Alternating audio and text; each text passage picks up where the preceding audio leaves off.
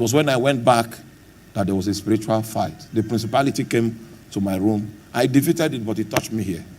Once upon a time, I went to preach. We started from Enugu. It was an Eastern regional apostolic invasion. We started from Enugu. It was powerful. If I'm not mistaken, the hall we used is the biggest possible hall that is available for rent in the whole of Enugu State. It was filled up. People were outside. My former colleagues in the office that were trying to, when they came to the venue and they saw the crowd, they didn't have the confidence to make it. I said, come inside. I'm inside. They left because of the crowd that was outside. So we did the Enugu conference. It was in Enugu that I prayed for a lady that was deaf, and she began to hear. And I asked her, how did you become deaf? And she said she went for a crusade. And when a pastor laid hands on her, that's how she became. May the Lord help us in Jesus' name. Yes, that was the story of how she became deaf. We finished from Enugu. We went to Oka. It was in Oka. I was in the hotel room praying, and I saw blood. I don't know with what eyes, whether it was in this body or not, but I saw blood running on the walls of the hotel that they put me. And when I pressed about it and pressed about it, the great one said it was not the hotel. It was not because it was not particular to the hotel, but the entire territory, that there's bloodshed in this territory. Gave some instructions as to what we need to do. It was a mighty meeting. In Enugu, cripples walked. In Oka, cripples walked. We moved from Oka to Owerri.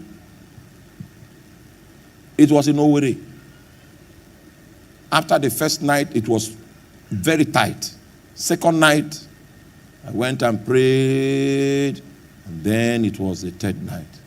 When we came to the field, so I know some of you were watching, it rained throughout. I couldn't preach. It was when I went back that there was a spiritual fight. The principality came to my room. I defeated it, but it touched me here.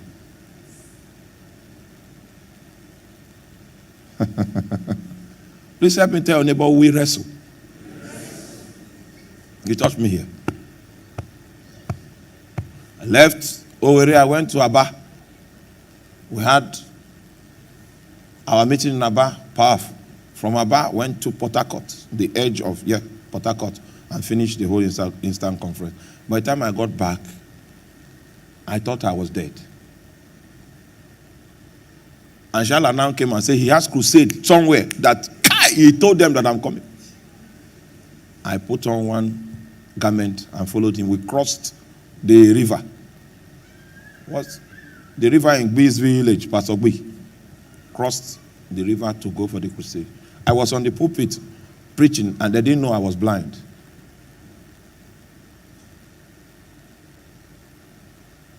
I almost fell, but they didn't know. At least the thing didn't stop me from talking.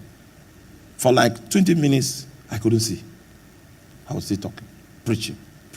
It was a powerful night that night. I crawled to my bed, and I was sure that I would not wake up the next day.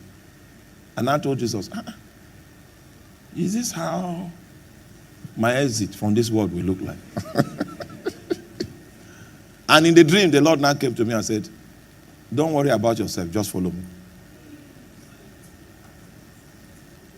Came back, went to the hospital. When they tested me, I was so sick, according to the test. The principality touched me. And so that's a blow.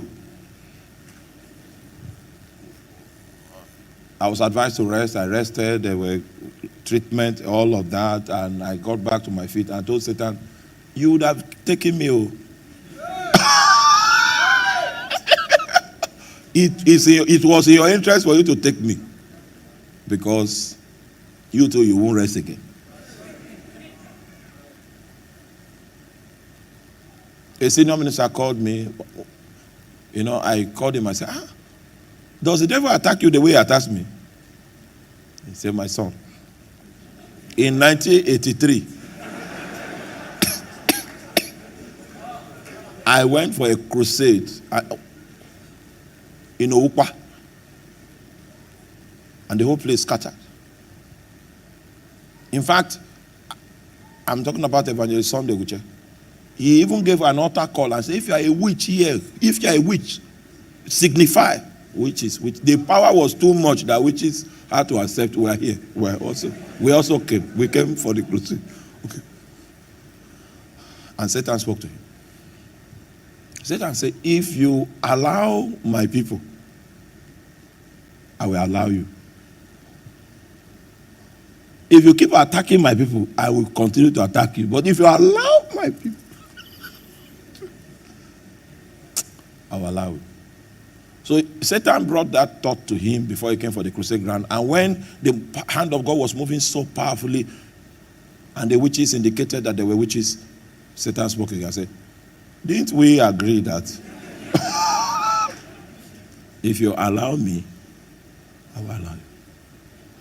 So because of that quiet agreement, he refused to deliver those witches. He said, you are delivered in Jesus' name. And you know that's not how deliverance takes place.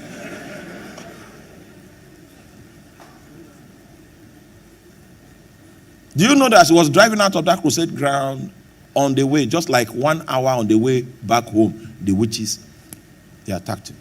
So he said, so Satan doesn't keep to his agreements. So he made up his mind that he was going to, that's 1980, what? 3. How many years down the road? He made up his mind that he was going to do damage to the kingdom of darkness. Because Satan will never keep any negotiation agreement with you for your safety. Please help me tell your neighbor, we wrestle. Yes.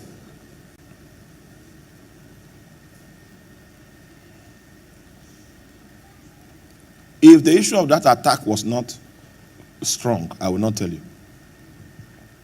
You think? It was as if life was living. But I continued preaching. And after that crusade, Jesus Christ.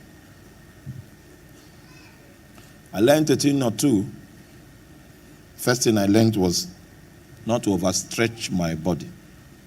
Right? You need to be in very good balance in health, in spirit, to be able to combat spiritual warfare. Don't stand at any extreme. Satan will exploit it. Are you with me? So even now that you are fasting, ensure that you are hydrated. Take water. Don't say you are. Don't find yourself on any extreme whatsoever if you want to survive this war.